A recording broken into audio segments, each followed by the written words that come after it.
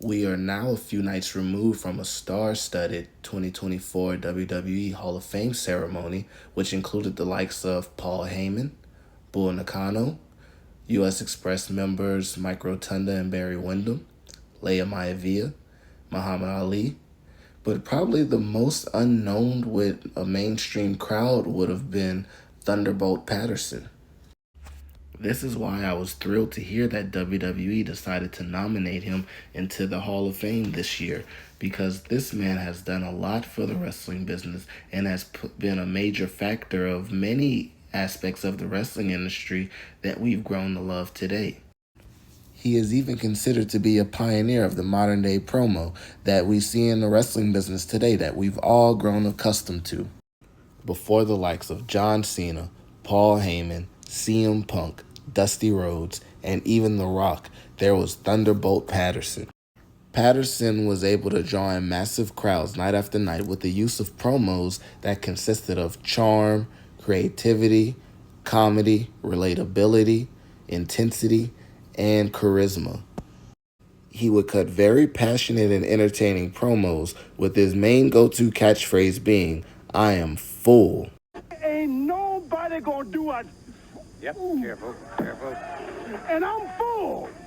And I'm full. And whoever you get, you say I've been out a long time. Well, all you got to do is get in the circle. Because I will whoop your... Yep. Yep, I think I know where he's coming from. I am full, God. A legend on the mic in his own right, the American Dream, the late great Dusty Rhodes, has been on record crediting Thunderbolt Patterson for influencing the way that he decided to go about cutting his own promos. Booker T stated on his Hall of Fame podcast that he was excited to see Thunderbolt Patterson in person. He claims that Thunderbolt Patterson paved the way for people like him to be able to achieve what they can achieve in the wrestling industry. Even Booker T's most iconic catchphrase can be credited first to being used in a wrestling promo to Thunderbolt Patterson.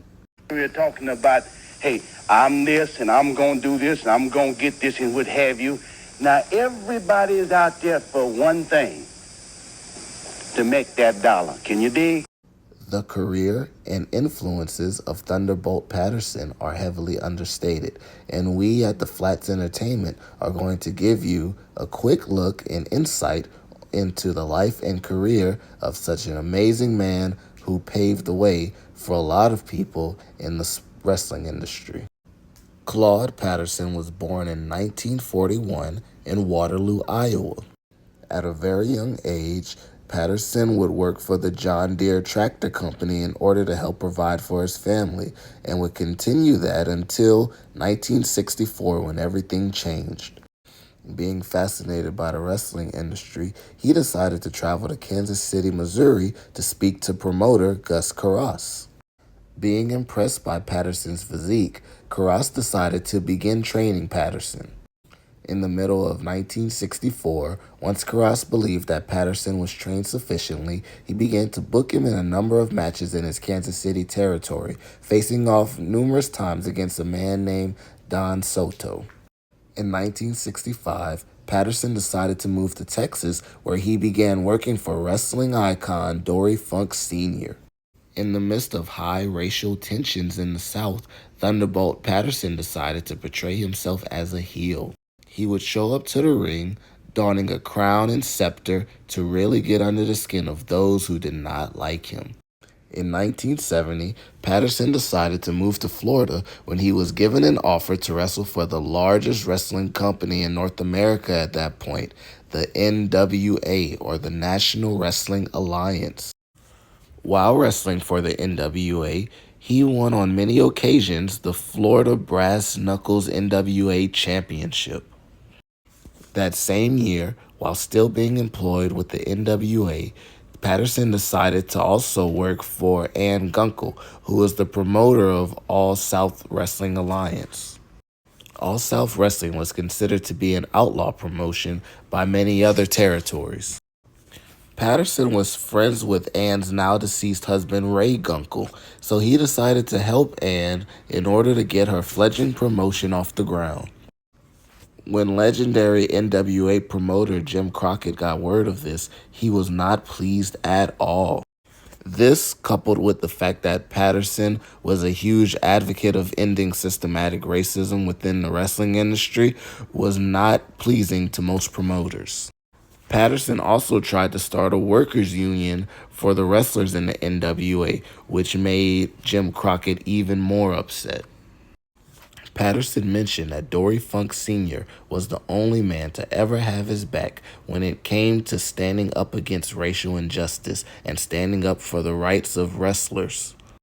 Due to all these circumstances, Thunderbolt Patterson was blacklisted from the NWA and also blacklisted from various other wrestling promotions.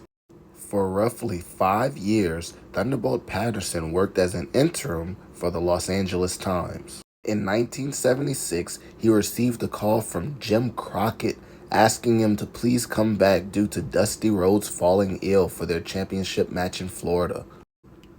Thunderbolt Patterson came in as the unquestionable underdog, but ended up shocking the world when he defeated Bruiser Brody for the NWA Florida Heavyweight Championship. Thunderbolt Patterson had overcome the odds in the ring and outside of the ring. He had been a part of the wrestling business now for 11 years since 1964, and 5 of those years he was unable to participate in the sport that he loved because he was blacklisted from various promotions. He had truly defied the odds by being able to get back into the promotion that he loved, get back into the sport that he enjoyed, and being able to do so while becoming world champion. This proves that you do not need to sell out in order to achieve your goals. If you stay firm to your beliefs, if you stay unshakable, if you stand for something, then you won't fall for anything. And Thunderbolt Patterson is a great example of that. He did not need to water down his beliefs to accomplish his dreams. He did not need to appease others in order to reach his goals. He stuck to his guns, and eventually it paid off. No matter the odds that were stacked against him, Thunderbolt Patterson was able to defy them all. Most people do not even realize that Thunderbolt Patterson was an integral part of the foundation of the Four Horsemen. You see, Ole Anderson and Thunderbolt Patterson were the NWA Tag Team Champions, and Ole decided to turn on Patterson by attacking him and joining his brother Arn, which would eventually lead to Ric Flair joining them and becoming the Four Horsemen, along with the addition of Tully Blanchard.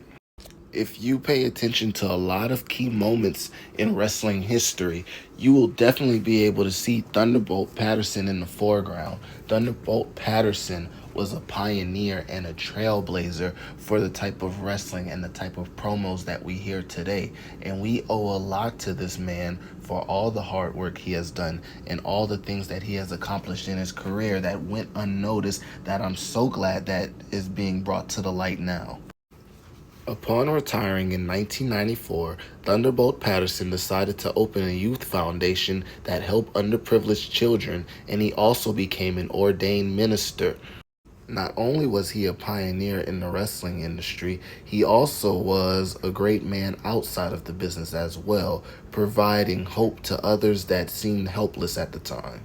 Staying true to his character, Thunderbolt Patterson cut a very passionate and fiery promo where he urged the audience to love one another and to respect one another and to cherish life and to also not allow disagreements and to allow skin color and background to influence how we treat each other. We should love each other unconditionally, and Thunderbolt Patterson got his message out loud and clear at the Hall of Fame ceremony.